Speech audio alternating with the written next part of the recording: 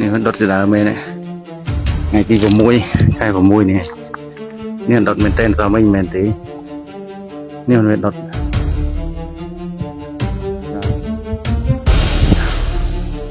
เราที่โจที่ปี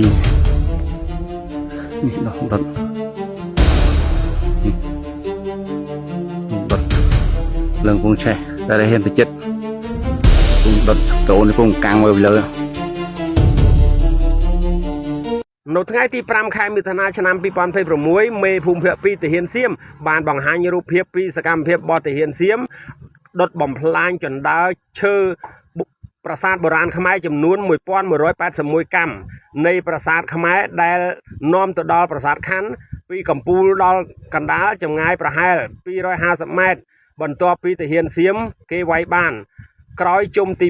2ចណ្ដើរដែលនៅសល់ចំនួន200ម៉ែត្រស្ថិតនៅក្នុងដែនអធិបតេយ្យរបស់កម្ពុជាយើងតែបច្ចុប្បន្ននេះប្រាសាទខណ្ឌត្រូវបានកងទ័ពសៀមគ្រប់គ្រងទាំងស្រុងហើយ